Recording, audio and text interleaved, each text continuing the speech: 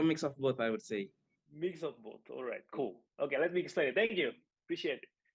So, identity in structuralism, identity is seen as singular. This is the keyword: singular, fixed, and stable. If you are a student, you are a student, right? Fixed and stable. It is a product of the structure and relationship within the system. Singular, fixed, stable, and then a product of a structure within the system. For example, if you are a student, you become a student because there are others who takes another roles as a teacher. Did you get it? You're the student because there is another person taking a role as a teacher. That's the reason why I say it is fixed, and then it is a product of a structure and relationship. You have the relationship between yourself and Miss Dian, for example, as your teacher, right? So that's structuralism. You're a son or you're a daughter because there are another people who takes role as a father and a mom at your household, right? So always in structuralism, everything should always be in structure and in relations with other. But if you think it critically, it could be a problem somehow, right? It could be a problem at a glance. Probably you will say, okay, that's fine, I'll accept it. But if you think it critically, it could be a problem and problematic. Why? Because sometimes, not sometimes, oftentimes, when you stick to one identity, it's gonna be limiting your progress and limiting your identity development. My question is, can a student be a student worker? Can a student take a role as a student while at the same time doing some business? I think yes. Yes, in your opinion, if you are subscribing to post-structuralist point of view, you could say yes. But your parents or elderly people back then may think that's not suitable. Assuming your parents are rich and you want to talk to your dad, I want to start my business while studying. I want to, let's say, sell something, sell gehu pedas, for example, not to make some money, but to give my experience, to give me my good experience in life. Your dad would say, no, student needs to be a student, focus on the study, right? That's structuralist point of view. Your identity is only one. Either you're going to be a student or a teacher, right? That's the dichotomy, binary. Either you be A or you can be B. So you cannot be a student worker, except if you were, may God forbid, if you were born poor, your parents are poor, and of course you need to work. I always see, not always, but I often see some Indonesian students, selling some donuts, for example. I remember when I was an undergrad student, there are some students coming to school selling some donuts, and being a student worker is their choice. And when they ask to be a student artist, can I play guitar? Like myself, for example, only for fun, can I be a painter? Their parent would limit their identity. No, you should be a student worker because this is what we are. This is our academic situation, and blah blah blah. Right. So that based on that the definition, identity definition based on the structuralist perspective or structuralist ideology. But according to the post-structuralist perspective, identity is something fluid and multiple, a site of struggle and subject to change. Okay, you have your own identity. It is fluid. It means that you can change from one identity to another identity. It is a site of struggle where you struggle for it. I want to be something I aspire to be, and subject to change. And according to Buchholz et al., identity manifests, identity takes form and develop as you interact with other using language. My identity totally, move or change when I talk, when I having a friend. One of my best friend are businessmen. I don't like business, but when I talk to him often, I really want to be a businessman. And that's the good indicator that your identity is developing. I'm no longer the lecturer. I used to play music. When I, get in touch with people from my past, who are most of them are musicians, and talk about music, I felt my identity shift a little bit, and I unconsciously hide my lecturer's identity, someone who is teaching and being, a rock star, for example. That's the identity that you are experiencing as you interact with others through language. But my real question is fluid identity better than, fixed identity? What do you think? Anyone want to give an answer? Which better, fluid identity or Fixed identity, which one is better? Which one is better? Anyone, guys?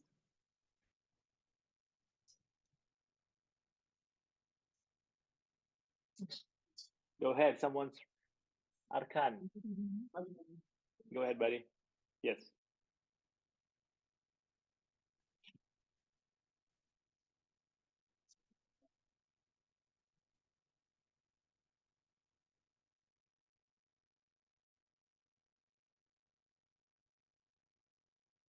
Oh, all right. I'll repeat it again. Fluid identity is the identity formulations based on post-structuralism. Okay, based on post-structuralist of a point of view, your identity changes over time based on the interactions. Sometimes you can be a student, but when you were outside of your university, for example, and you meet someone, circles are skaters. You play some skateboarding. You leave your student's identity, then you become, skateboard player. While fixed identity is the identity conceptualizations from structuralist point of view that sees your identity as fixed. You cannot change your identity at all. So that's the thing. But my further question is, which one is better, fixed or stable?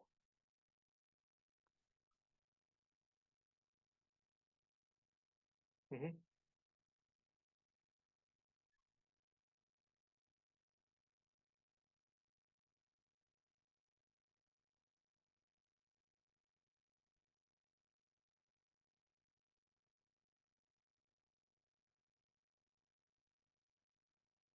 Okay.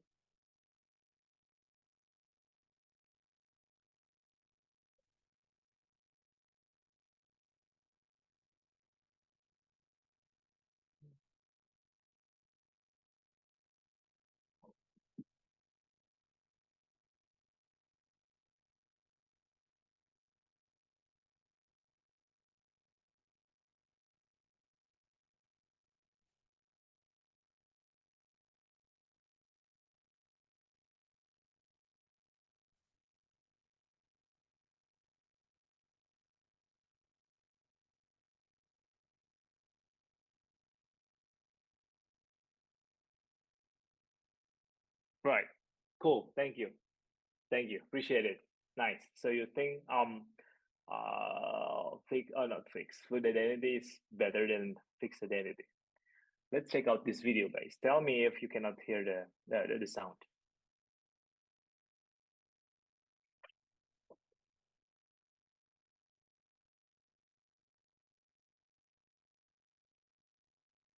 There is no sound. All right. No sound at all? Okay, I don't know how to fix this.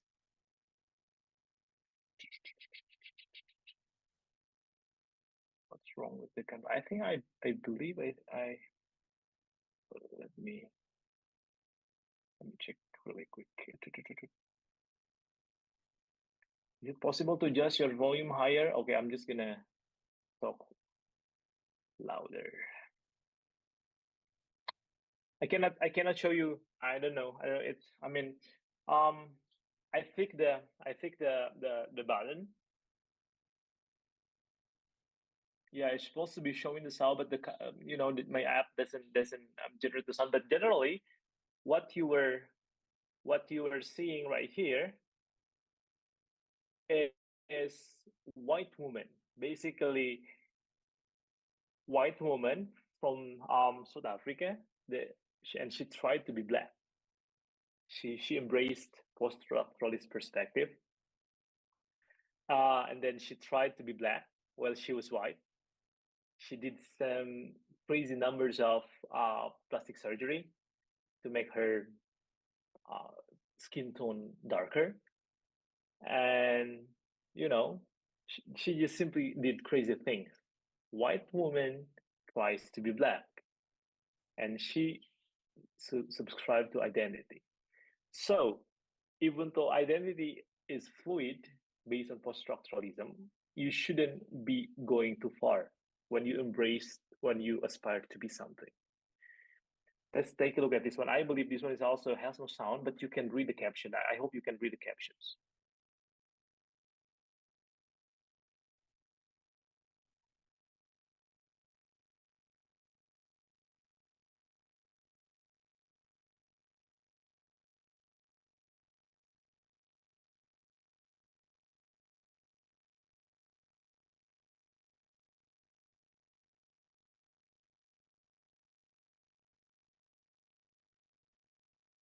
All right. Can you see that? Have you ever seen those videos before? No, sir. Miss Dian, wanna chime in? Wanna say something?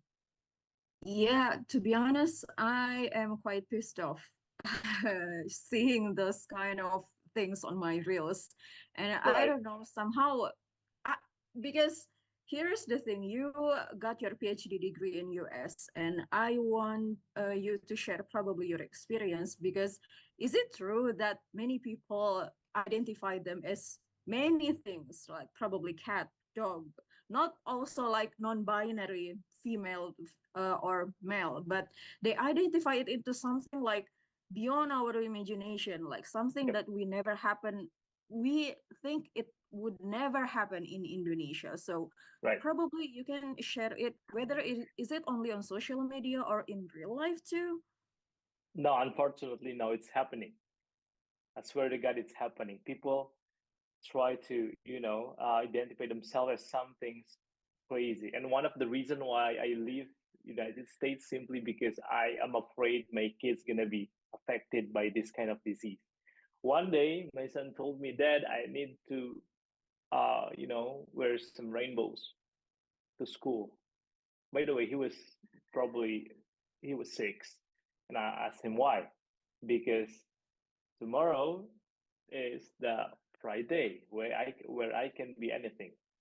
Imagine that. Even in elementary school level, that doctrine is really strong, and that happens because of the identity problem. You do some misinterpretations on the post-structuralist view on an identity that makes you digress too much. Of course, as Ms. Jen explained, it comes out from the rejection of the binary gender, right? Everything starts from gender. Instead of male and female, you you proclaim yourself of having another non-binary as trans, blah blah blah, trans this and trans that, and it's happening, and people start to digress. They confuse because they don't have any limitations on their thinking. Okay, but another problem is they are too focused on a side of struggle. They try to fight that much to the existing hierarchy, but they forget what is the essence of post-structuralism. But so please don't think that structuralism is bad at all. Of course, if you take it too far, it's gonna be way off. Okay, so they forget that identity and identification comes from two opposing sides. First, identifications, or what do you call embraced identity, and others identifications of, or what you called assigned identity. So initially, if I may share a little bit about the history, people who are grouped into LGBTQ plus something, they start from small movement of homosexuals and lesbians, right? Homosexual and lesbian. That's the thing. When they assign themselves an identity as homosexual, and when they assign themselves also another identity as a lesbian, people in the United States or in European countries have no problem with it. Why? Because their assigned identity, they embrace identity as homosexuals and lesbians, and their assigned identity from the society accept that. Okay, so if you live in Indonesia, you cannot declare yourself lesbian or homosex simply because your embrace identity that you want to show, that you wanna be, are not in line with the assigned identity. Assigned identity is the identity constructions that a lot of people believe. So up to that moment, maybe like 2018 or something, lesbian and gays, at least in the city where I live in Indiana, are accepted. They have no problem with it. You want to say you can use any clothing saying I am gay, I am lesbian. That's fine, because that's how assign identity, the identity that you embrace, and assign identity that people believe, and your embrace identity meets, they match up with another. But they take it too much, and a lot of people even in America thinks that the recently growing movement of LGBTQ, HDTV, whatever it is, uh, assumes they start even American thinks that they're crazy. Why? Because they are digressing too much. So what should you do? That's the questions, right? If you want to embrace your identity, what should you do? You, of course, I also subscribe to the post structuralist point of view in my way of seeing, in my way of living, and in the way I see things. Of course, you are going to embrace your ever-changing identity, but you don't have to digress too much from the assigned identity. If Indonesian people generally think that lesbian and homosexuals are, let's say, unacceptable, if you are embracing it in Indonesia, you're going to be a problem. And related to Miss Dian's question, is it happening in America? Yes, it is happening in America. People start identifying themselves as dogs, but the rejection in Germany are not as severe as in America. Why? Both of them are, let's say, both people in Germany and in America are identifying themselves as a dog. But in Germany, they're a little bit accepted. I just want to say a little bit because not all of the German people are accepting them. Simply because their assigned identity, their embraced identity is a little bit in line with their assigned identity in German context. But in America, people still think they're weird enough. So again, you have your identity, you want to embrace it, you want to show people that I have this identity, go for it, take it. But sometimes my identity is, your identity probably doesn't match up with the, assigned identity based on the context where you are. In another example, I want to give an example of myself. Miss Dia knows me so well. I never listen to the rules. I even get kicked out from my defense because I'm using jeans, and this is the way I dress. And when I teach at university, I teach at Telkom University in ITB and Algivar University.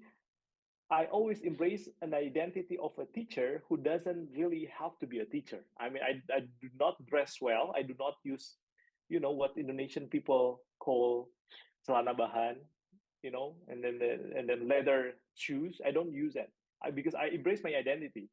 So when my identity is not valued, for example, in Universitas Pendidikan Indonesia, in UPI, simply because they look for teachers who are really reflecting the figure of a good teacher, then that's the negotiation happens, and then the resistance also happens. But when my identity are accepted in ITB, for example, in Telkom University, where I can be myself, I embrace it. So you just have to adjust your identity based on the context. And the context that I was talking about here, it's not the general context or like wider context like Indonesia. Even in your classmate, in your classroom, even with different lecturer, you have different assignation. Some lecturer maybe requires you to use your, good style, but good style. I mean, what is widely considered as polite style of a student? You're using like leather shoes. You're not allowed to use, let's say, sport shoes to school. It happens all the time. So the fight or the side of struggles in your identity embracement always happens from time to time. All right, let's discuss something. Questions? The question, guys, from the previous material.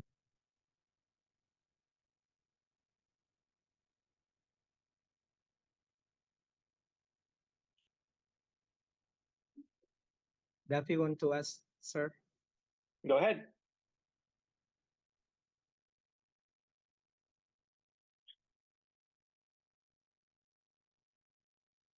Okay.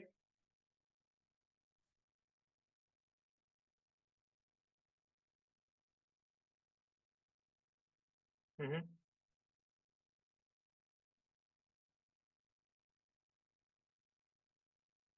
Mm-hmm.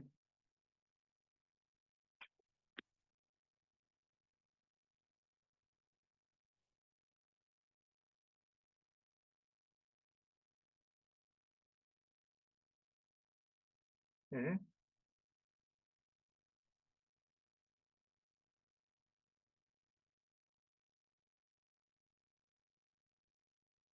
Okay.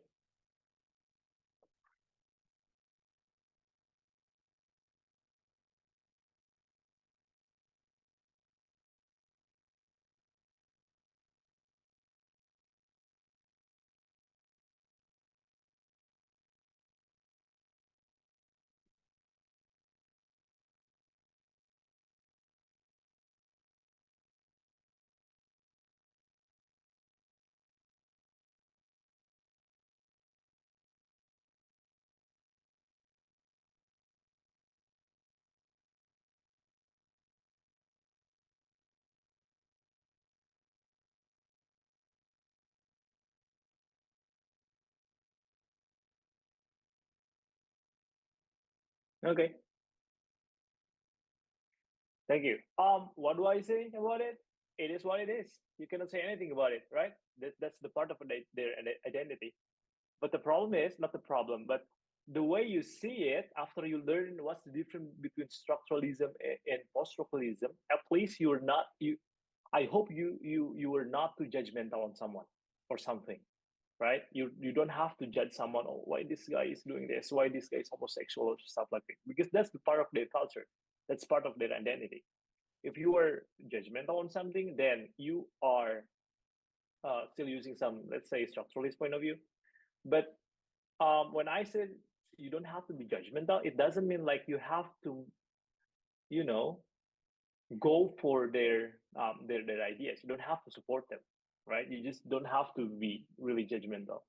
It happens all the time. It's everything different from culture to culture. Then that's exactly what we are going to discuss after this about multiculturalism and stuff like that. All right. Anything else? But good. I also learned from I also learned it from you, Davi. So thank you so much for your insight.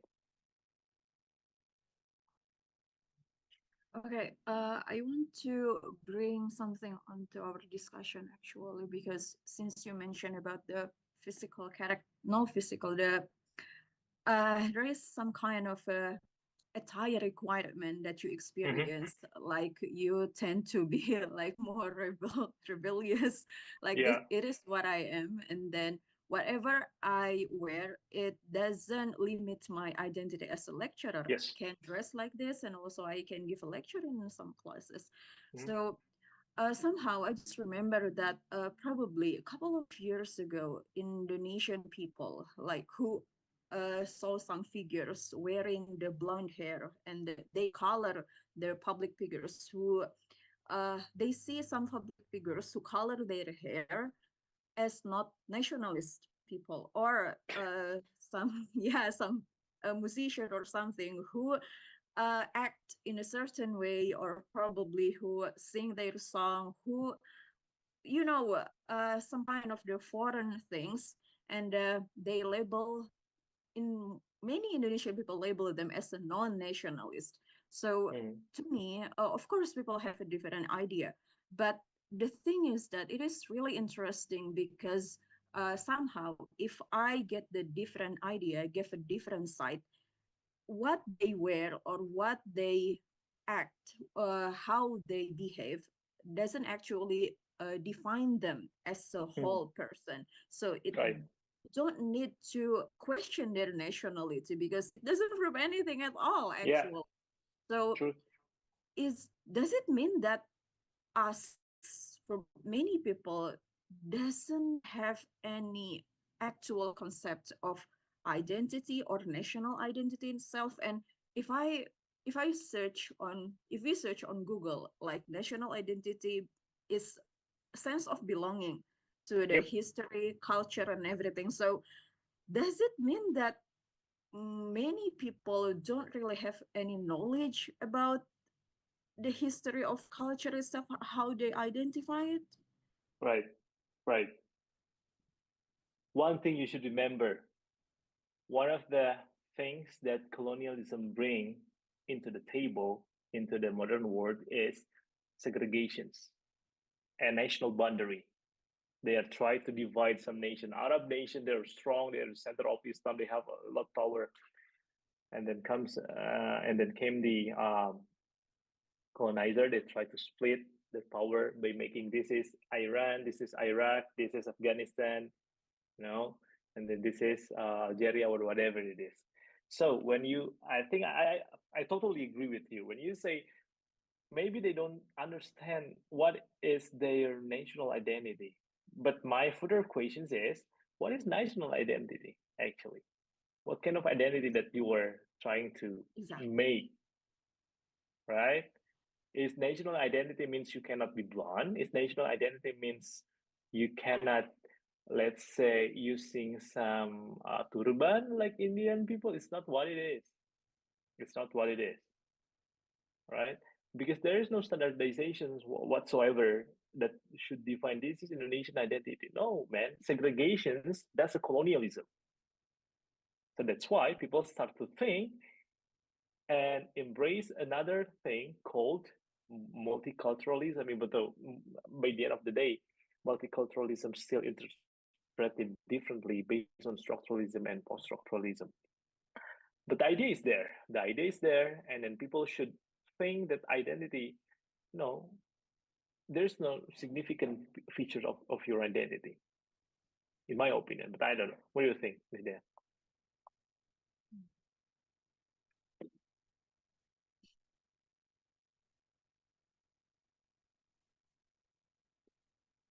Any thought? What did you say, the last statement? Last, I mean, like, what defines Indonesian identity? Because the case is you are not nationalistic because you were born, right? Then how could you be nationalistic? In what circumstance, in what kind of attire or uniform or appearance could reflect your nationality? That is actually my question, to be honest, because That's why, right? Because we cannot, as Indonesian people ourselves, we cannot define ourselves Indonesian based on our attire.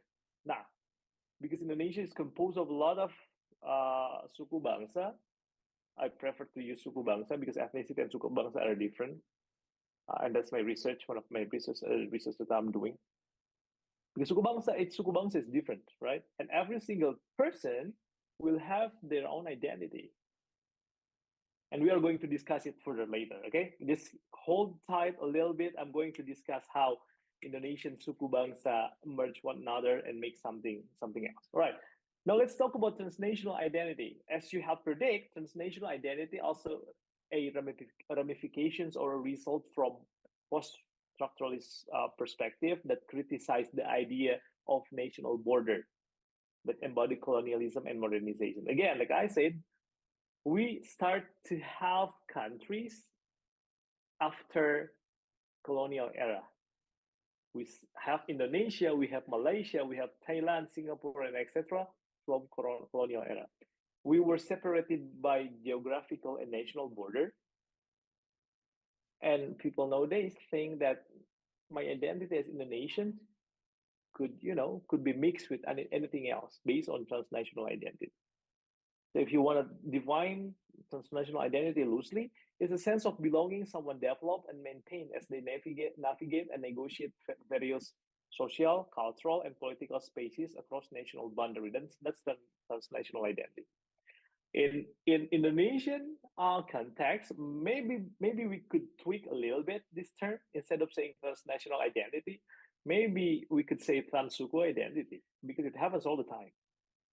I have a friend whose father is Batak people, whose father is Batakese, and then whose mother is Javanese. That's transnational, that transsuku identity or something. What kind of identity that this person needs to show, right? Or another case, let's say, Arkan, where are you from? Are you from Jakarta? Arkan, Dafi? From Semarang?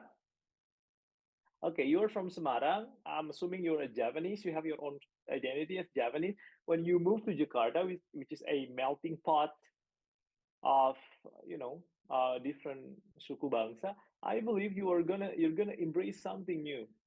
Well, at least one of my participants, they try to speak like Javanese. He's Javanese. One of my dissertation participant, he's Javanese, and he moved to Bandung, and he tried to speak like Jakartan people, using Jakartan accent to sound less kampungan, katanya begitu. And that's the thing. That's the thing. That's the identity he is trying to form. So now going back to Ms. Dian's question, so what kind of identity that could reflect Indonesia? I could say nothing. Why? Because if you are Javanese, you have your own identity as a Javanese. By the way, I discussed this identity thing on my upcoming research article. You just wait for it. You can read it later. Yeah, but Javanese is Javanese. And when Javanese, let's say you have Javanese mother and then Sundanese father, and it becomes you, what kind of identity you have? Let alone Indonesian identity, like that's global, let alone Indonesian identity. As you yourself who have the mixed race, for example, mixed suku bangsa, how you define yourself? That's something that you need to navigate. So that's why there is something called third identity,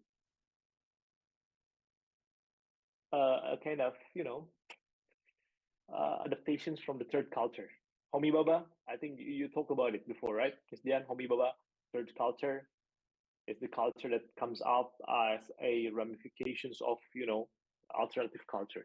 That's the third identity. So again, what's an Indonesian identity? Is it through attire? Is it through language? Is it through what else? The way you behave? I don't know. To be honest, I don't know. Because for me myself, there is no such Indonesian identity. Because what's stronger is suku bangsa's identity. That's what that is stronger than Indonesian identity. Because when we use our benchmark or language, for example, Indonesian people or Indonesian identity is people who speak Indonesian language, for example. Assuming all of the Indonesian people speaks Indonesian language, but we have different culture that doesn't reflect our identity. Sudanese doing their culture, Javanese doing their culture, and we also have some what's so called, what do you call it again?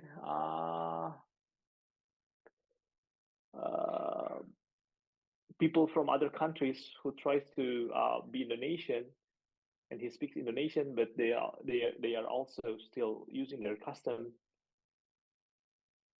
Yeah, so there's nothing such Indonesian identity in my really personal opinion. Okay, that's by the way, I digress too much. That's the transnational identity that you embrace as you move places. Maybe people from other areas in Indonesia, if we are talking about Indonesian context, who move to Jakarta for study at UAB, they're gonna form some sort of not transnational, but trans-regional identity. That's exactly what it is. A sense of belonging, someone develop and maintain as they navigate, negotiate for socio-cultural, political spaces across national boundary. And according to Rebecca Lorimer Leonard, this is one of the my favorite books about transnational identity. as you experience transnational identity, or in your case, as you experience, let's say, uh, transregional identity, you're from Semarang moving to Jakarta, most likely you are going to experience three things. The first one is fluidity. Fluidity is when your innate cultural practice is acceptable by the society. And then fixity means stop. It means that when your innate culture is not practiced anymore. And the last one is friction or stop in motion. Stop in motion means when your cultural practice stops in motion. You stop, but you're doing it. Let me explain it a little bit, and by giving you some example. When I live in America, there's certain cultural practices that's fluidly happening, and one of them is eating crackers, eating something with crackers or with kerupuk. Whenever I hang out with my friends eating out, when I predict myself gonna eat some, let's say, some rice, I always have kerupuk in my bag. But when I eat some pizza, burger, for example, I don't bring any kerupuk. Initially, my friend look at me, they think I'm weird because I always bring that crackers, kerupuk, but they start to accept it. So when I eat something, some rice with kerupuk, then they can accept it. That's the example of fluidity. You still doing your culture in a new space. And then the second one is fixity. Fixity, again, you are not practicing your culture. It stops simply because the new context doesn't require you to do so. I'm a pretty much hygiene person, but when I live in America, I only take a bath once in a day, simply because I'm not sweating at all. I'm not sweating at all. Trust me. Winter in America, even though you are doing the gym, you're not sweating at all. Different thing happens during summer. Summer is crazily hot. I need to take a bath twice a day. That's fixity. And then fraction is when you have your own cultural practice, it stops. At some moment it stops, but you kind of negotiate it. One of the example is kissing hands.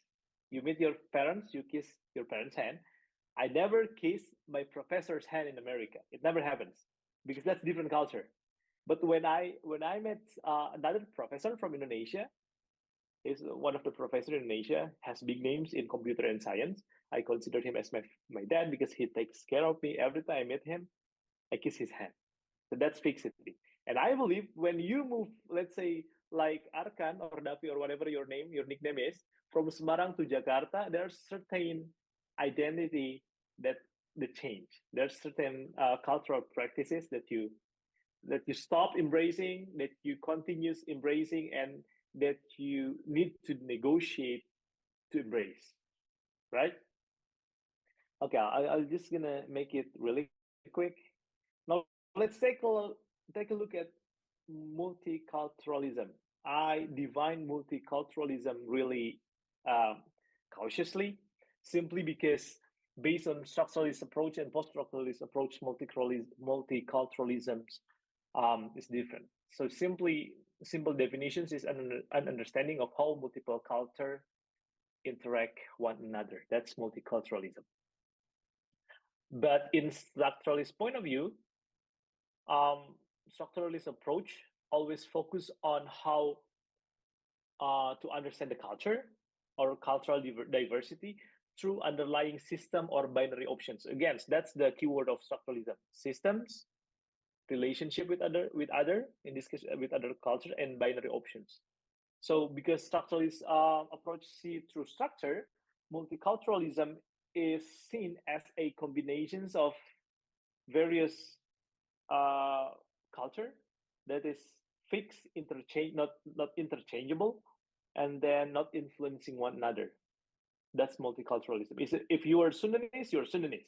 If you're Japanese, you're Japanese. There is no relationship. There is no influence between two culture. And then you know where it goes, of course. Post-structuralism sees culture as unstable. And then let me see my notes.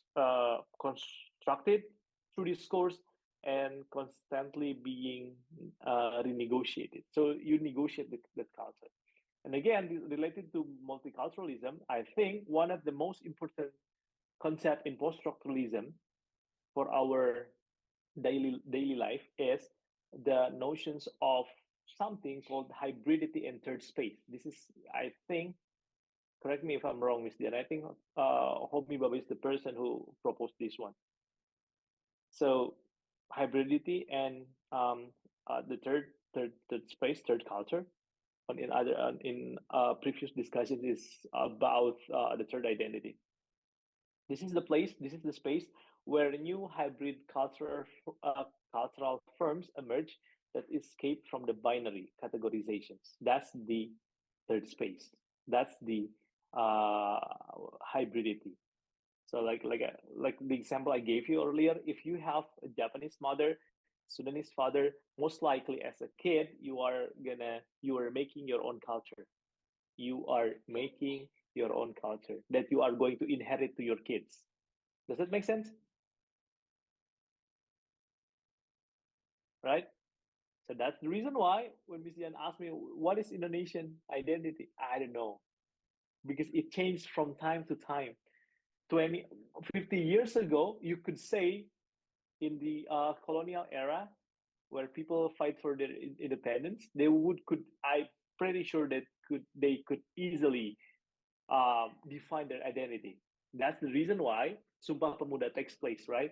They think they have the same identity, same language. Okay, this is our identity. We are Indonesian. Let's kick their ass, right? Let's fight against the colonizer. But right now, around 75 to 80 years later, when someone asks you what is Indonesian identity, I don't know at all, because most likely the third space or the third identity or hybridity has happened really rapidly among Indonesian people. So you cannot define what kind of identity that could be, acceptable for all Indonesians. Right. Questions? Opinion? Daffy want to ask. Duffy, good.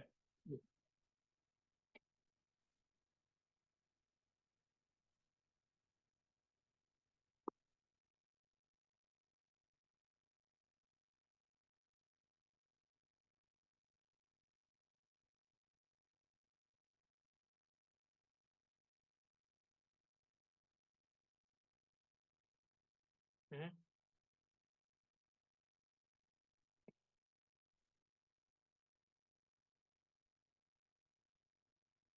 All right. Mhm.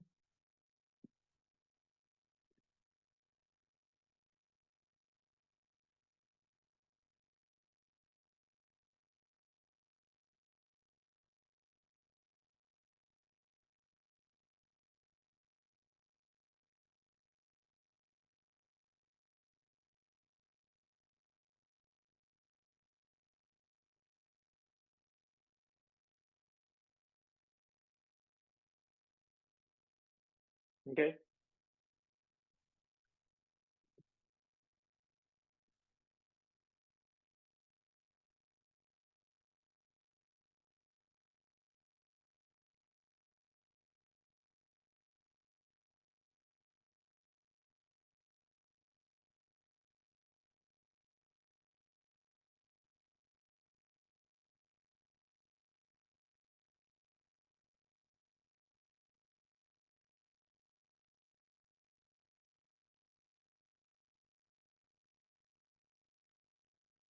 Good questions. So what are they? They are the third identity, the hybridity. They are hybrid. The new identity that is formed from different backgrounds, different, let's say parents. That's the third one. Um, I'm afraid that you are not really, comprehend the difference between identity and multiculturalism. They're the same. I mean, like culture is culture, things that you are doing, and identity is what they embrace. If you say that you are Japanese, you embrace Japanese culture, but you are trying to stick with your identity, that's good. Excellent. Nothing wrong about it. But um, you cannot say you are. Yeah, no, I'll change my mind. You can say that. No, forget about it. But yeah, that's the answer. So Peranakan Cina, and then people who were born in Indonesia, but their parents are um, what do you say? Their parents are from other countries, for example. That's the third identity. That's the hybrid people. We call it hybrid people. Why? Because they don't fall into the boundary, the existing boundary that structuralist people are making. Okay, when you are trying to make something based on the structure, then that structuralist point of view has taken over your thought. Does that make sense? Is there anything else you want to say, Davi? All right, good. Anything else? Maybe just continue the material, sir, because we have Q&A session moment. All right. Why don't you just chime in? Why do you have to wait for Q&A? I don't understand. By the way, last slide. This is the last slide. How do you use the theory and perspective? Remember this. There is nothing and wrong perspective. It depends on your own agenda. You can be structuralist as you wish. Go ahead. That's on you. You can be post-structuralist. You can be even think I am really a colonial person because I love to dominate others. It's up to you. But the thing is, they are only perspective, okay? What is perspective? It is a way to see and interpret things, and you should be in line with it. If you think that the existing structure, power structure, the hegemony needs to be somehow debunked, need to be unfolded, then you are not supposed to use structuralism point of view. You just have to be consistent. That's my thing. Okay, you can apply anything, any perspective in your life, as long as you are in line with what you're thinking. As long as it serves your agenda, you go for it. For example, if you allow me to give you an example of post-structuralism, how to use post-structuralist point of view in language, for example.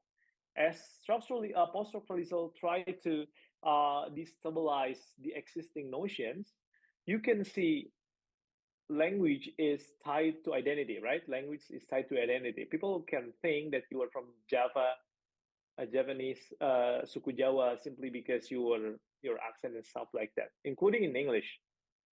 Language is really tied to identity. When these issues is observed using post-structuralist perspective, for example, you are going to ask about binary opposition. Why people are considered native speaker? Why another people is considered non-native speaker? That's the binary opposition. Why some people thinks that English is the best language? Why is it higher than Arabic? Why is it higher in my compared to my Sudanese language? Why some people really aspire to have that fake British accent? That's the post-structuralist view that you need to uncover, because you are trying to to destabilize something that has been well established.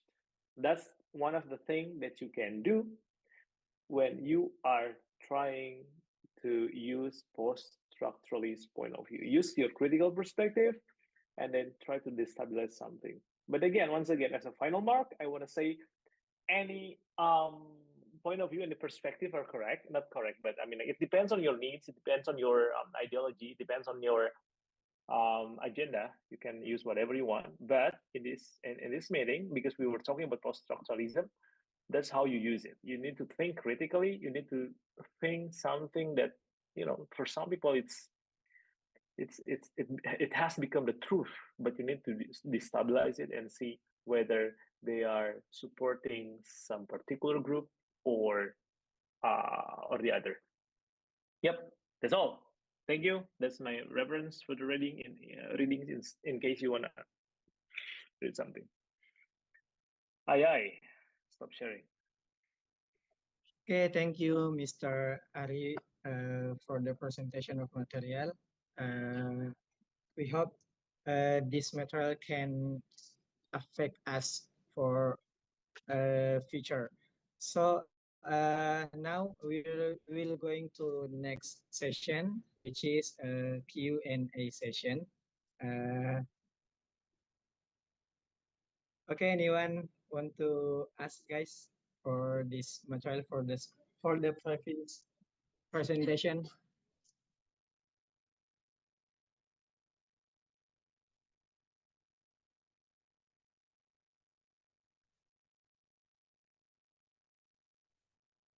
Okay, if no one's gonna ask from the students, I will bring the topic discussion myself. So, uh, I'm actually curious about your opinion on stereotype, Mr. Arry. So, Yep. somehow, yeah, many, like when it comes to the identity and the character of the certain tribe, like a Sundanese, Japanese, like Sundanese people tend to be blah blah blah, or Japanese blah blah blah. So, somehow, what do you think of stereotype itself, and then how we need to, um, how in bahasa Indonesia, bagaimana cara kita menyikapinya? All So, right.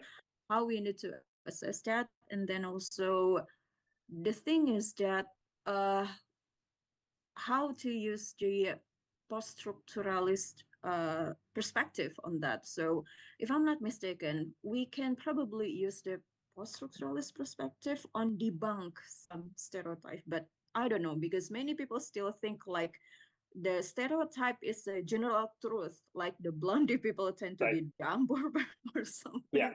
And then, yeah, generally, what is your opinion? Okay.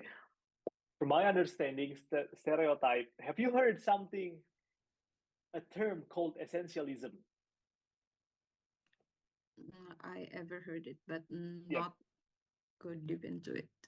Okay. So essentialism simply can be simply defined as seeing something and generalize it. And essentialism is coming again from colonialism, from modernism, and from structural perspective. Do you remember? I hope you still remember my explanations about culture and people in structural perspective. People have their own role because of the relations with other. That's in structural perspective, right? It becomes Javanese because there is a Sundanese.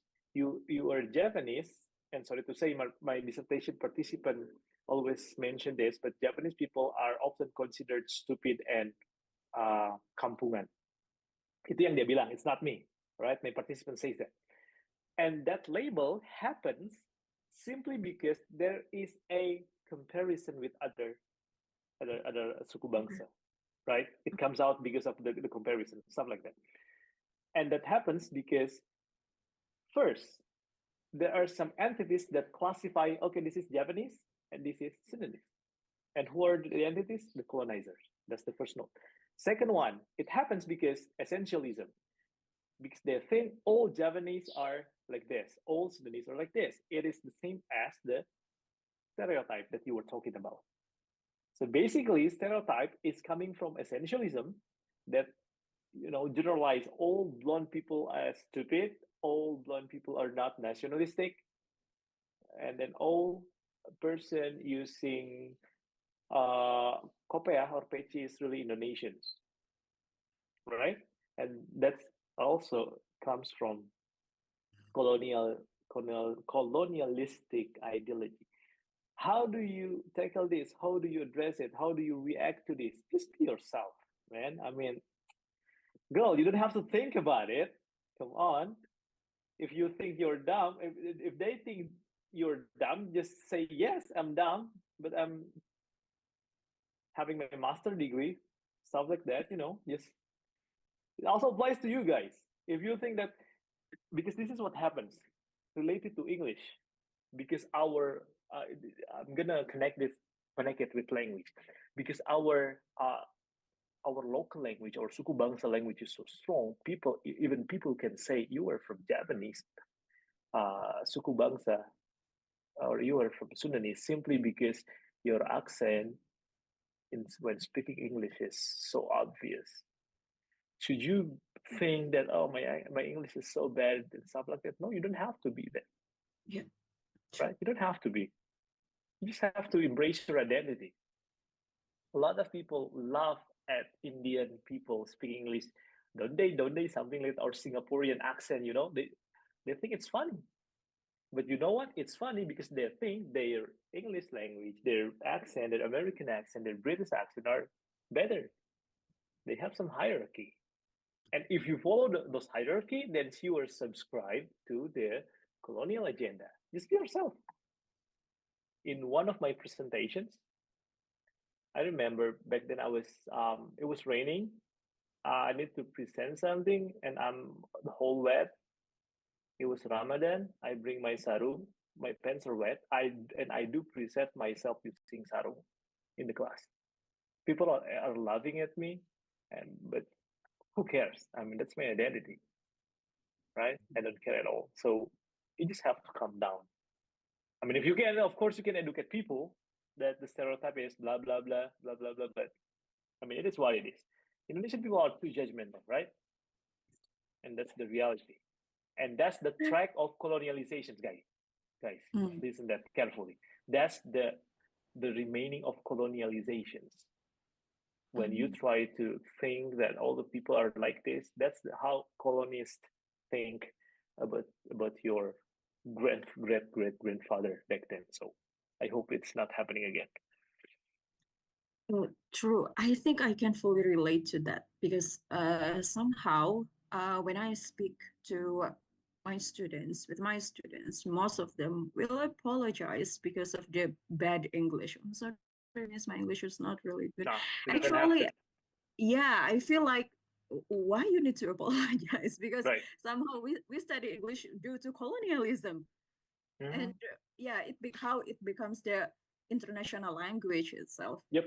Then yeah, that's that's how I can relate to it. And somehow I personally think that we as a Indonesian person, and then we have the dark history of colonialism itself, and somehow as you said that I just realized probably there is some track of colonialism system or ideology that we without realizingly subscribe to it, just like the accent in the language, or probably you can see at some restaurant that if the restaurant show the menu in English, like it tends to be like more expensive than, yeah, for example, like iced tea will cost you probably 25,000 rupiah, and este cost you like probably 5,000, only five. So much difference. And then somehow I think it can be our in bahasa Indonesia PR bersama mungkin ya, to actually how to say that, to find another meaning of ourselves, of not like to be free, to be independent from the system, what colonialism left within us, and then to show that it is okay, it is me being Japanese, being Sundanese. I am not surprised, so I don't subscribe to your colonialism ideology. Yeah. Am I getting right? Yeah, of course. Okay, first note, there is a technical term in case you want to use it for your writing. This is called internalized racism. I believe you heard about it. And then there's another term called internalized colonialism, in which you yourself do not really realize that you are subscribing to those ideology. If you think that your English is bad, then that's internalized colonialism. You don't have to think about it. Just speak it, guys. Listen to me, guys. Just speak and embrace your identity. Just be yourself. Yeah, go for it. Okay. It was really insightful. Thanks. Okay, from me, sir. Go ahead. I have a question. Okay, as our discussion just now, that's identity changing all the time or time by time. So, if it's possible to truly know who we are if uh, identity changing all the time or time by time, how we can truly know who we are. Just ask yourself. That's simple. What do you want to be? How do you want people think about you? That's your identity. If you think that, okay, I want to look rich, that's the identity that you are trying to achieve. I want to I want to people think that I am smart. That's your identity. The smartest student. That's simple. And I believe you are working hard to show people that you are smart, right? You're working hard. You like doing sport, you like doing football. You want that identity, a student who is really good at sport, and you show it to people, right? And that's what I means by identity is struggle, because you're struggling to make sure your desired identity, your embrace identity align with another identity that is formed and believed by the society. You get it? Yeah, everything is battle, man. Everything is battle. Just go for it. Good. Yes, sir. Thank you. Sure. Okay, L want to ask. Yeah, hello, Okay, sir. hi. Yeah, it was really nice to see you. Let me introduce myself. My name is El, and I'm from Aceh. What is Dul? Aceh. No, okay, go ahead. I was asking you what is Dul because you all are. No, go ahead. Sorry. Okay, sir. Because the topics was talking about the identity, I was wondering to know how does poststructuralism help us rethink, identify, and culture in a global multicultural world? Ooh. And in what ways does language shape our understanding of identity and culture? Okay, can you repeat? Let me, because this is a little bit tough. I mean, I need to explain it more. Can you go one at a time? What's the first questions again? Oh, okay, sir. How does poststructuralism help Mhm. us rethink identity and culture in a global multicultural world? That Okay. is first. Okay, stop right there. And Okay, let me oh answer it yeah, okay. before I forget. How poststructuralism help you rethink about your identity? Okay, again, in poststructuralist perspective, identity, that's the keyword. Multiple, fluid, site of struggle, and re-emerge as having a conversation using language within certain discourse. That's identity in poststructuralism. How, if your question is how poststructuralism helps you rethink about your identity, actually, poststructuralism gives you a limitless identity transformation that you want to be. That's my final answer.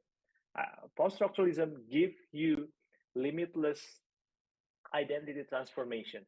It gives you some space to negotiate your identity.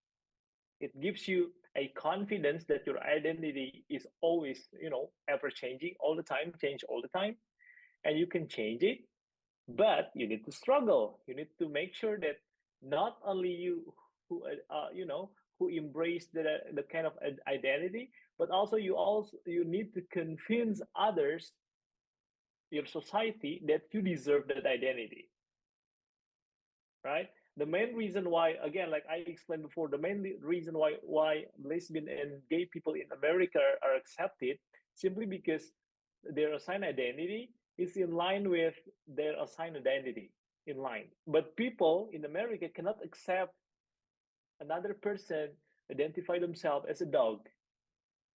Why? Because it's not in line. What people think, what the society think, is not in line. So that's why it's a struggle. You need to struggle with it. And again, let me repeat it again for you.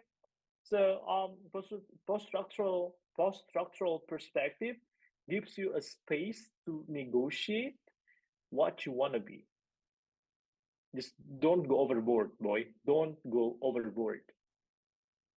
Is that clear? Second question. Yes, sir. Is that clear? Go ahead. Second question. Okay, sir. Sorry. That's all right. Yeah.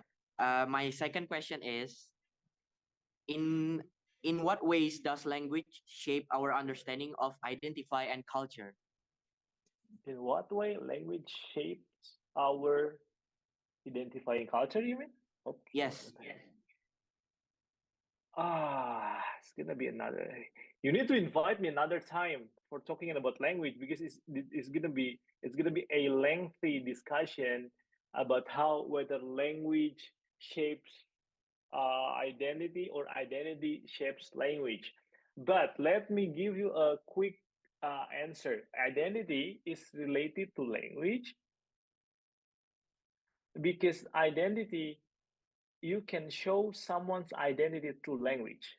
That's it. You cannot show someone's identity other than using other discourse.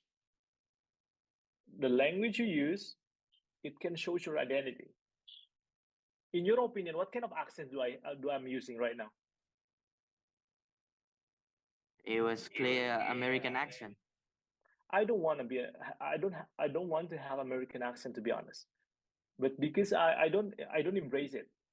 I don't embrace it. But maybe because I get in touch with American people for quite so long, not so long, but like 4 years, solid 4 years. Maybe I was influenced by those accents, right? That's the identity that I do not embrace at all. If I can, I want to be as synonymous as possible when speaking English, but it happens naturally. It's like my son. So you can see my identity because the way I talk, because the language I am using. So you don't think about it if your question is how poststructuralism helps. No, what was it again? Language shapes your culture or identity or something like that. You don't think about it. Did I answer your question? I don't think so. Am I digressing too much? Yes, sir. It's already answered the question. Really? I feel just like I'm curious digressing too about. much. I mean, because your question needs another like 16 minutes meeting. It's a complex discussions about identity, language, because that's my dissertations. That's my field. So yeah, I don't know. Just ask me another questions if you are not satisfied. Okay, thank you, sir. Sorry. Sorry, Al. Okay, for Daffy, you're welcome. Thank you. I want to see woman. I'm sick and tired with guys.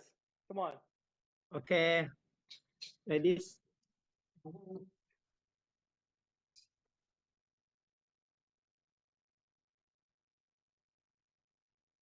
not trying to be sexist, but I mean,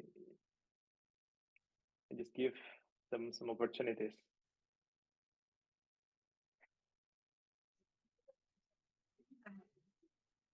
Hello, Mister. Hi. Hi, my name is Ajeng. Nice to meet you, Ajahn. Yes, I want to ask you, how does culture influence identity?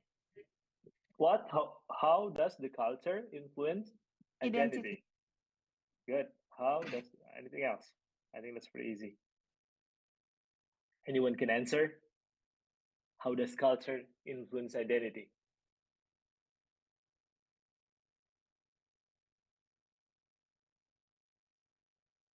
Come on, guys.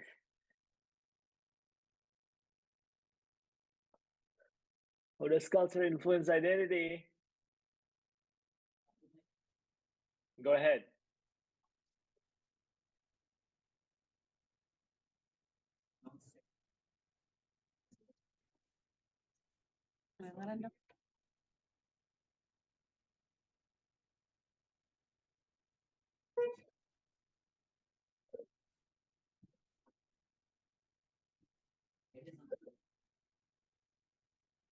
Nice. What is culture?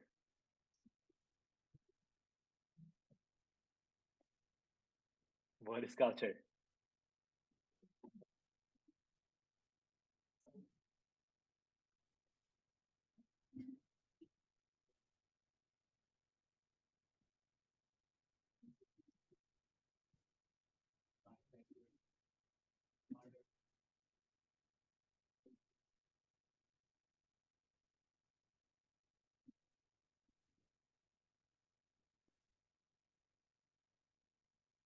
Okay. Heritage. Okay. So let me explain it really quickly. So culture is, let me something's called shared belief or values or practice or materials, whatever it is culture. So if you have a culture, if there is another person embracing the same thing, doing the same thing, that's culture. In really loose terminology, culture is something or a value that you embrace, that you share with others. If you like to eat some Indomie, how many ways of using eating Indomie? Let's say there are some people who cooks Indomie and it is like human being, and then there are another group of people likes to eat Indomie crushed. You know what I'm saying? Crust. And there are some other, if you share certain culture with other people or certain thing that's called culture. If you are the only person who is eating Indomie without cooking it, without crushing it, let's say you are eating it just like it is, you get some spice, you get the raw Indomie, you put some sauce, soy sauce, and etc., and you eat it that way, that's not culture because you're the only person doing it, right? So that's culture. Let's start from there. Then how um, culture influence identity. Identity derived from culture. Culture is the first thing to develop your identity. Okay, culture is the first place to develop your identity. Before any other identity takes place, before any form of identity develop within yourself, your culture is the first place to cultivate your first identity. Does it influence identity? A lot. It's a lot, right? Okay, thank you, sir. Okay, I thought you were gonna say something else, but okay. But that's the first place to build your identity. That's culture.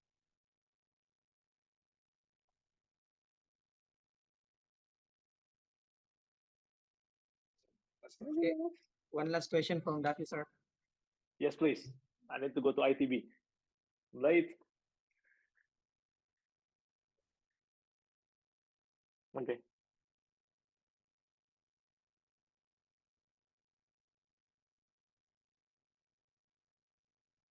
Mm-hmm.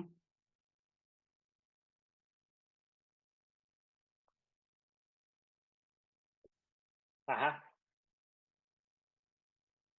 They have what? Creole. All right. Uh-huh.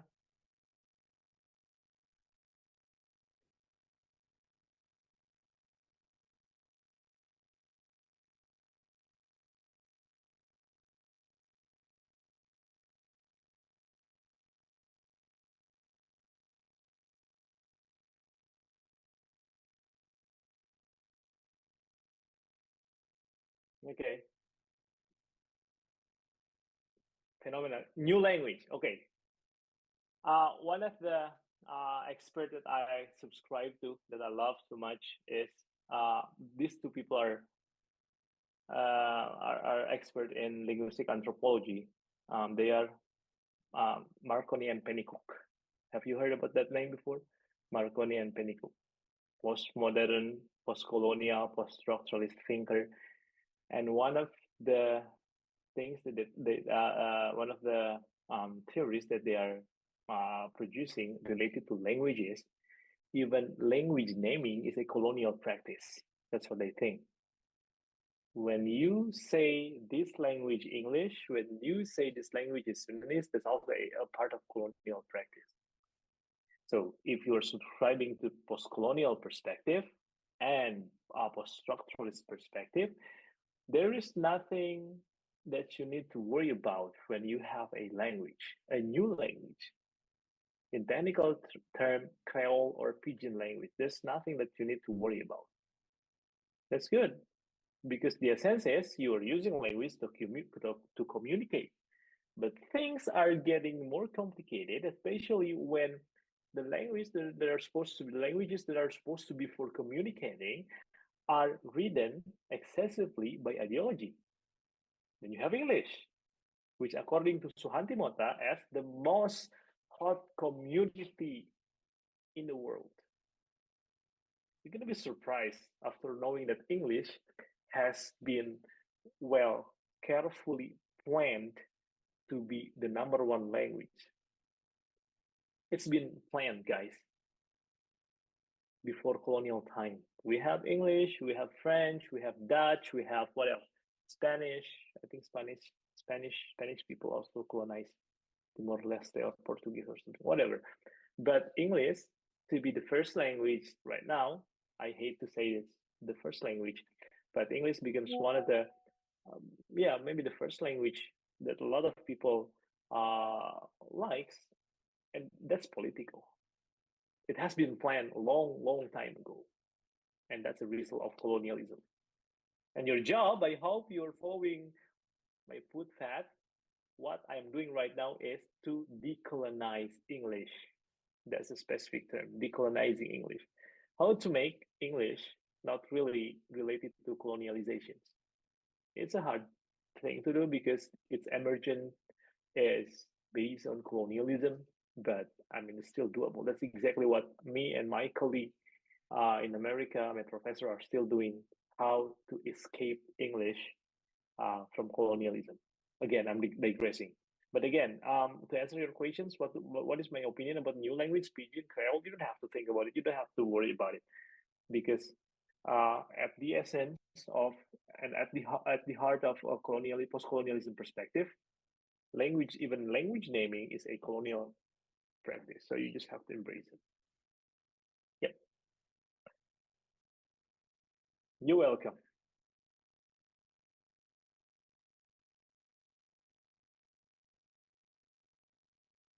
What language do I like the most? My mother tongue, of course, because I'm Sundanese. I like Sundanese language for sure. That's my identity. So that's why it also,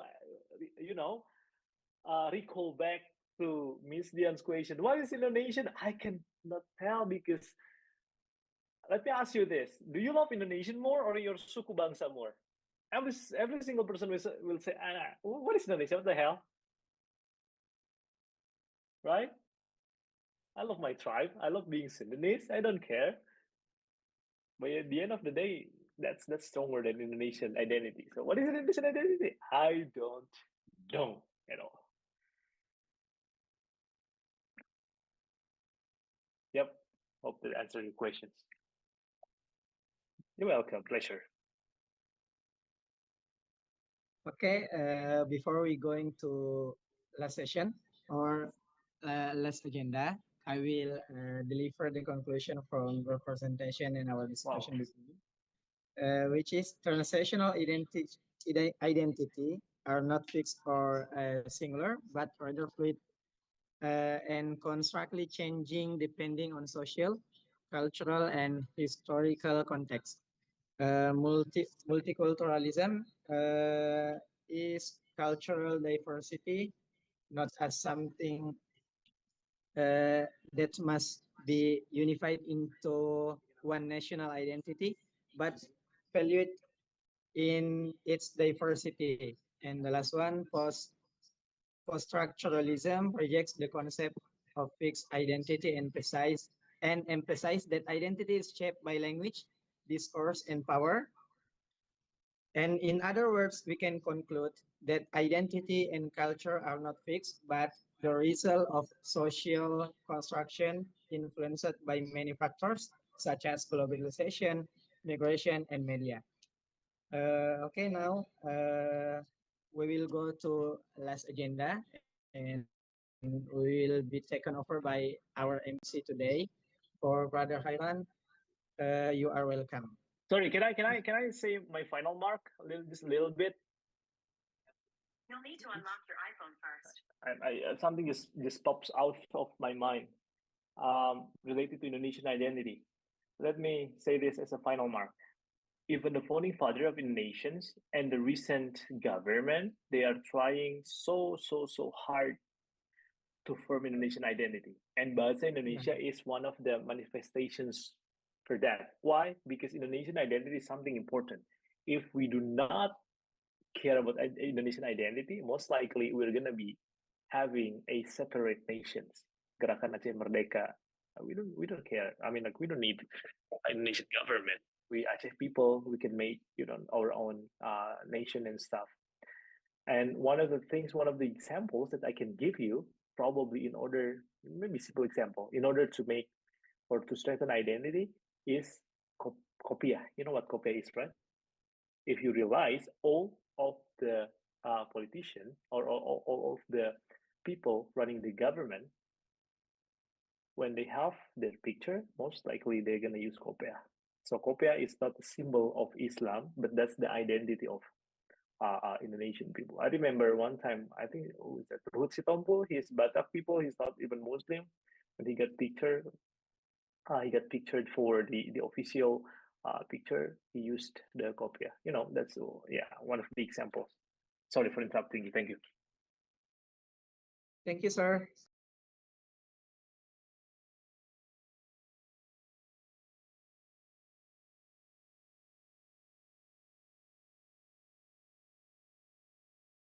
Hello, it's me again. I can't believe that we are Hi, hi. already at the end of our session today.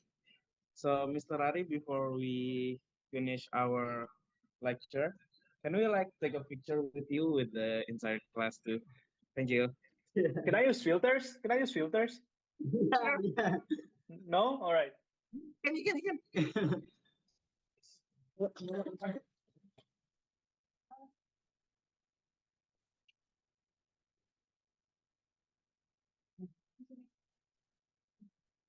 Then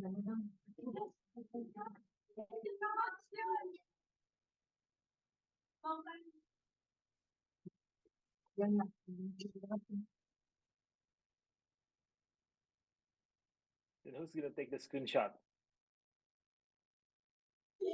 We will take the screenshot, sir. Okay. Sini Nazla, Davi. Nah, nanti sini koleksi. Nothing at all. 9 people. Nice. Is everyone visible, Davi? Okay. One. Okay.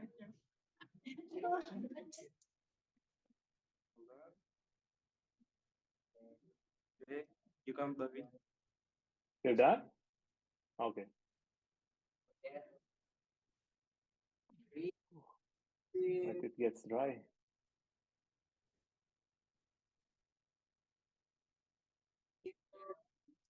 Thank you so much, Mr. Arry.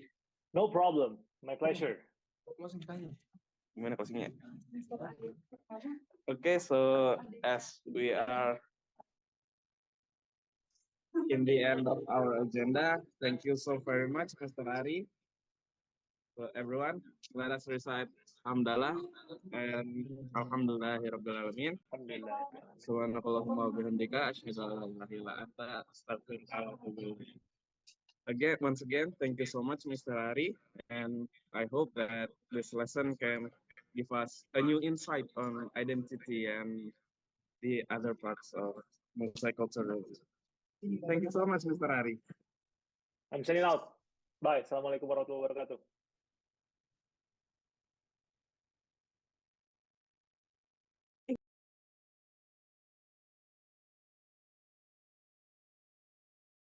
Thank you, Miss Dian. So sorry. You're welcome. See you on Thank you, Miss Friday, Dian. guys. See you, Miss Dian. See you tomorrow, Miss. Tomorrow. Hi, Miss.